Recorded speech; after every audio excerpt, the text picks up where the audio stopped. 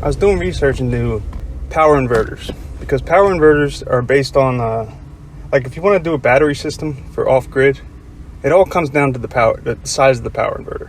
It doesn't matter how many batteries you have. It does, but like, and the biggest cost for the whole system is the power inverter. Once you get over 3,000 watt power inverter, the prices go through the roof.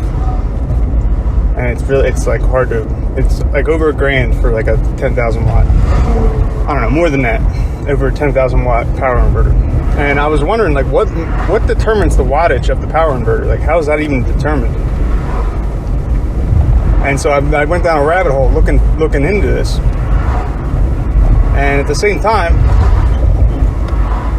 I was looking into how frequency is used and like why is it 60 hertz? Like how does that adjust it? How is that changed? How can that be changed? And I found that, there's this thing called a variable frequency drive, and it's how that you control a motor's speed with the frequency. So I'm like, okay, but how, like physically, how does this work? What is changing the frequency? And at the same time, I'm also have been researching electrostatics, an electrostatic charge, and how the universe is kinetic, not electric,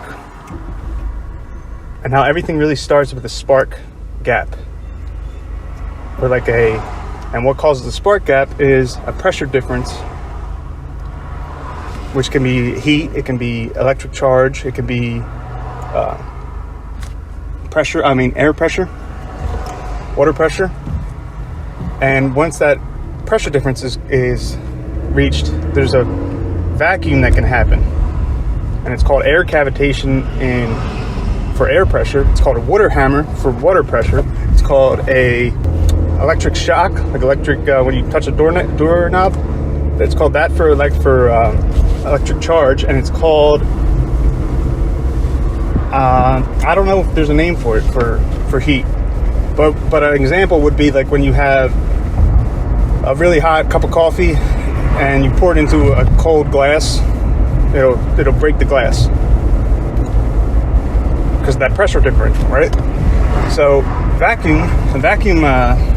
what happens is a vacuum forms, and then something has to fill the vacuum, and you can harness that energy. We can harness what happens after the vacuum forms. Like another example of air pressure, air cavitation would be lightning. Lightning is actually like two different forms of it. It's the charge and the air pressure. And I bet you the thunderclap is probably the air pressure part of it, with the sound wave going through the air, and then the lightning part is the electric charge part of it, of a thunderstorm. So everything is really kinetic energy. It's all based on pressure differential that causes a vacuum. Okay. So I'm researching frequency, how frequency works, power inverters, and I'm realizing that they never give a straight answer for how they change the frequency. I looked at videos of people taking apart the power inverters, and it's all like these transistors and a huge transformer.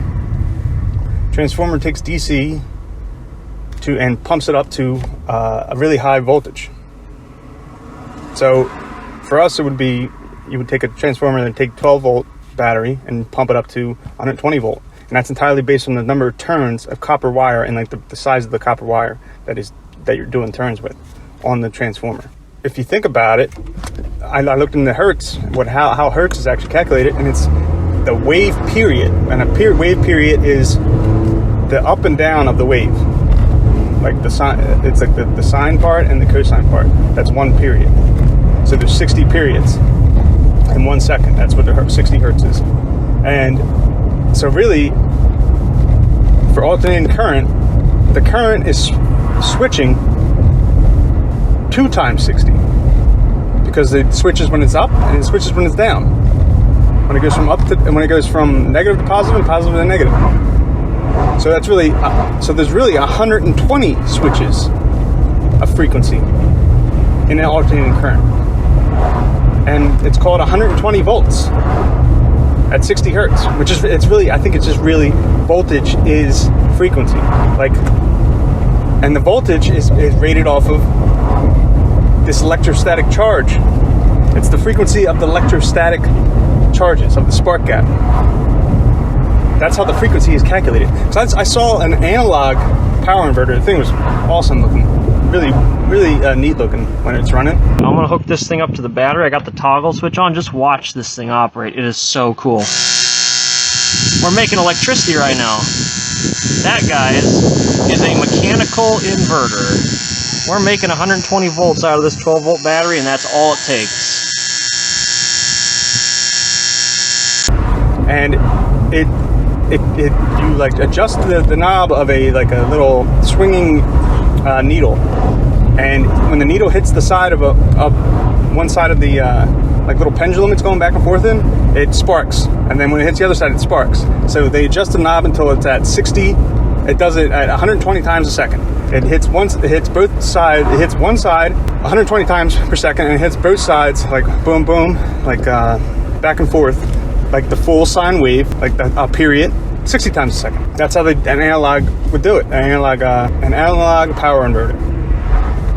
So how are they determining these wattages of these power inverters? Like why? What's the difference between a 350 watt power inverter and a 3000 watt power inverter? How are they getting these ratings? And I think it's all based on the voltage on that transformer.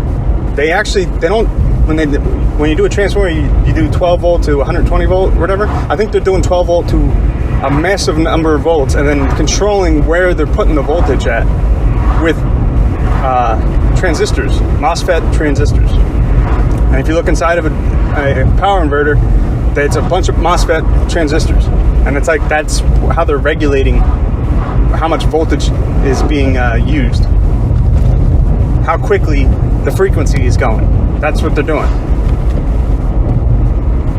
So I'm thinking, I was researching this, and then I go on Reddit, and this guy was on the Alchemy channel, the Alchemy subreddit, and this guy, we were talking about how, I don't know, he for some reason he brought up the quote by Tesla that everyone says, when people start to research energy, vibration, and frequency, they'll discover the secret to the universe, or something like that.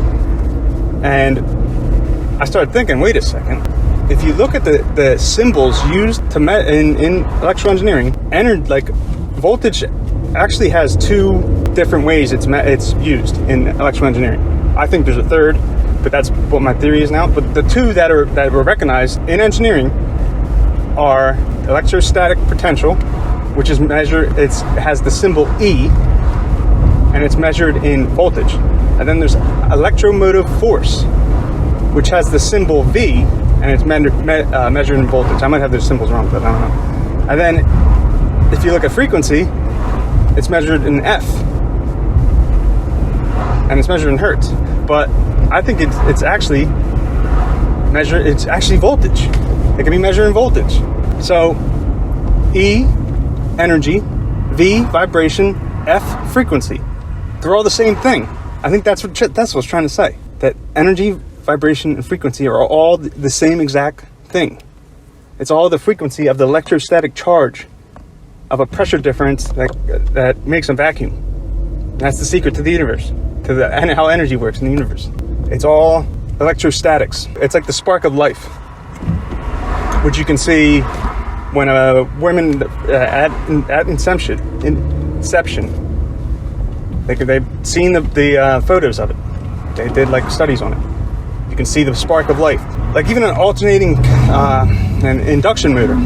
An induction motor works because of the electrostatic charge of the capacitor that kicks off the turning.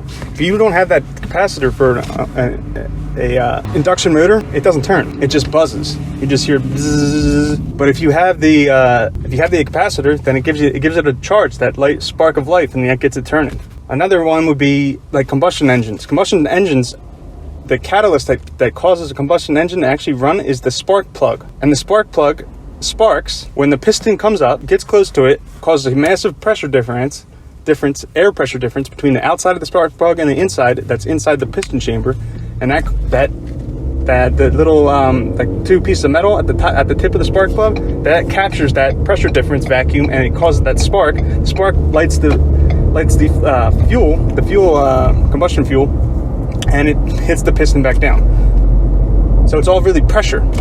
It's that pressure differential causing a vacuum, which causes the electrostatic charge. I can't think of any form of power that isn't actually based off of electrostatic charge. You ever notice when you turn on a light, if you turn on a light on and off really quick, it can either cause a fire or blow out the light bulb? That's that initial spark of charge, like the electrostatic spark. And then I think the purpose of the copper wire, the circuit, like a circuit, really, it's a storage of that charge. That's how you get it keeps it in the circuit continuously. But it needs the spark first. The spark is what really, it's where the power is coming from. It's where the energy is coming from. And if you watch Eric Dollard, he talks about what I think it was him. He talks about Tesla he made a machine that when he discovered that there's another form of electricity, when he first turned on the machine, his motor or whatever, there would be a huge voltage spike. And he decided he made a machine that would just turn on and off really quick. And he was able to get these crazy high voltages. And I think that's the whole thing. Because it turned off and on really quick, it increased the frequency of the electrostatic charging.